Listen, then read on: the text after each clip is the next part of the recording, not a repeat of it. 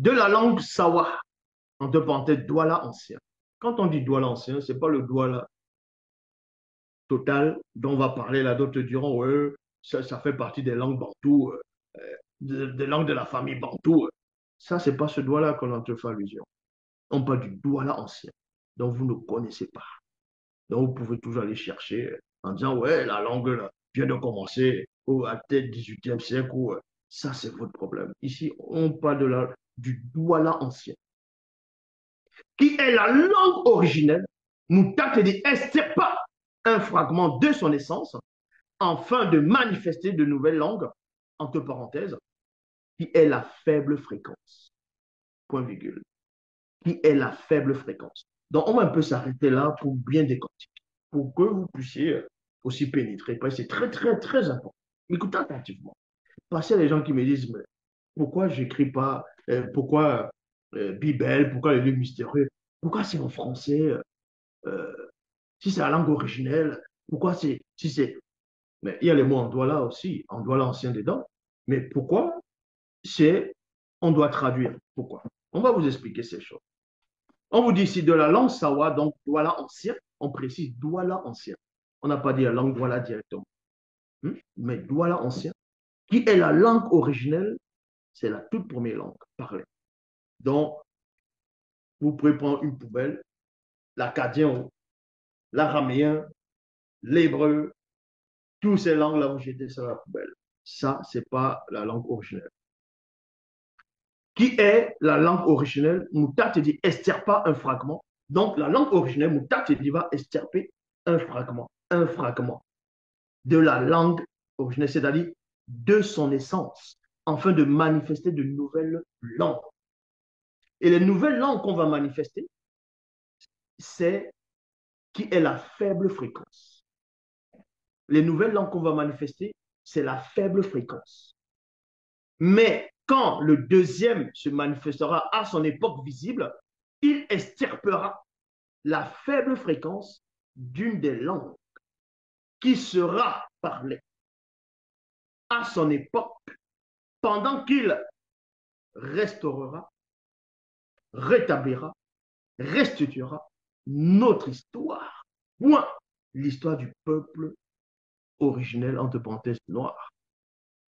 Donc, si, parce que la prophétie est là, il décide, il dit, bon, je vais prendre une faible fréquence qui est la langue parlée français de l'époque où il sera là. Et à partir de là, je vais restituer l'histoire. C'est fait. Pourquoi ça vous intrigue?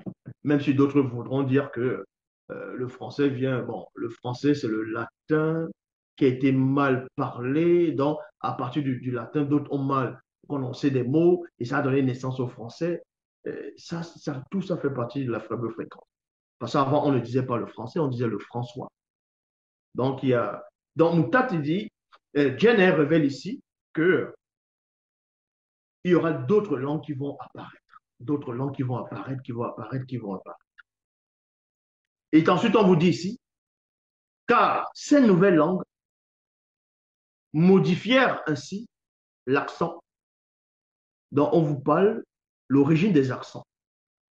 Les nouvelles langues qui vont apparaître, dans chaque langue, il y avait des accents dedans. Il y avait l'accent dans ces langues-là, la façon de parler. C'est pour ça qu'on dit ici, car ces nouvelles langues modifièrent ainsi l'accent, virgule, le comportement et le faciès d'une grande partie du peuple noir. Il y a point virgule. C'est pour ça que vous allez voir tous les noirs. Et certes, ils sont noirs, mais ils ont des facettes différentes. Ils n'ont pas le même accent. Tout vient de là.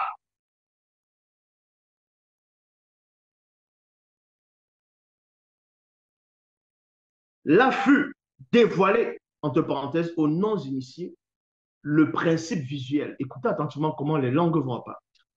Le principe visuel d'écriture constitué d'un ensemble de symboles, entre parenthèses, lettres, symboles, mots, phrases, ponctuation, chiffres, nombres et autres, représentant plutôt les entités du grand ordre des choses. Point virgule. Ça veut dire quoi? Les langues, la langue, quand on parle, ce sont les entités. L'écriture sont les entités. En gros, la langue, c'est les entités. Maintenant, quand les entités vont venir, c'est-à-dire quand il y a la langue, exactement comme ils vont dire dans Actes des Apôtres, dans le chapitre 2, je crois, où ils disent, le jour de la Pentecôte, ils étaient tout assis, tout à coup vint du ciel, un bruit comme un vent impétueux fut rempli toute la salle, toute la pièce où ils étaient assis. Des langues semblables à les langues d'hommes, des langues de feu semblables à les langues d'hommes, les apparurent. Et ils furent tous, c'est-à-dire les apparurent, et ils furent tous remplis du Saint-Esprit, ils se sont mis à parler à d'autres langues après que l'Esprit les donnait de s'exprimer. Ça veut dire quoi? Tout simplement, vous révèle ici que les entités apparaissent, elles vont se mouvoir. Le fait de se mouvoir, elles vont décréter que la manière dont tu vas parler, les mouvements, c'est comme ça que tu vas parler. Donc, elles vont manifester plusieurs langues en même temps. Parce que Moutat, il dit, il va prendre l'essence.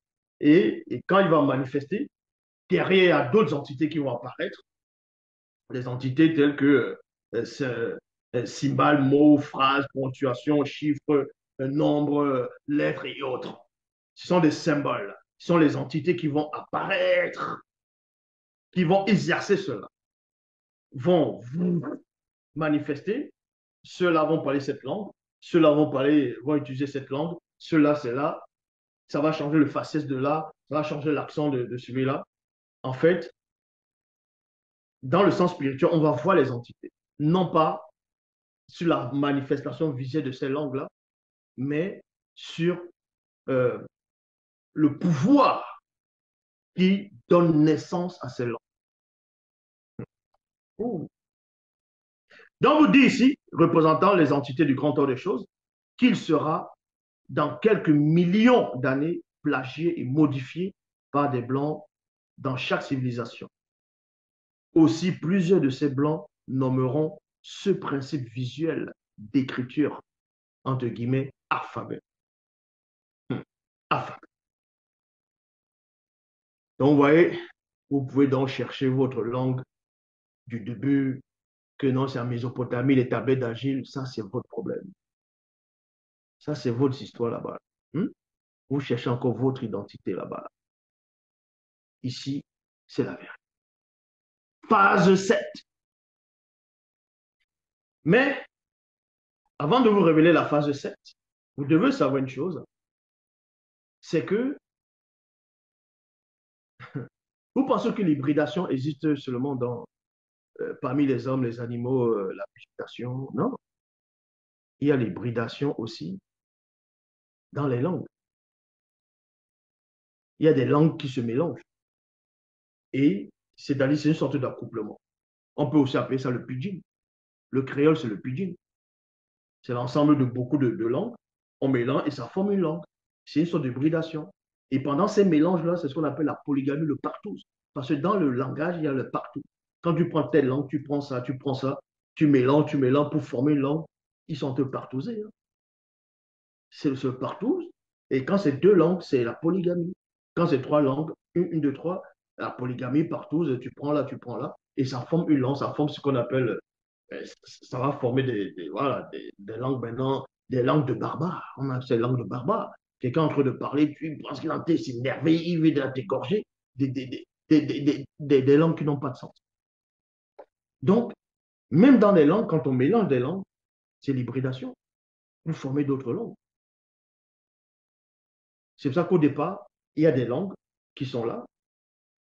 Après, ça donne naissance à telle langue. Ça donne naissance à ça, à ça, à ça, à ça, à ça en fonction des peuples. C'est comme le latin. Du latin, on trouve plusieurs langues de pays d'Europe qui découlent du latin. C'est ce qu'on appelle l'hybridation, la polygamie, le partout. Ça donne chaque enfant sous la forme de langue. Et c'est pour ça que vous allez voir, ce sont des cousins. Ils se ressemblent.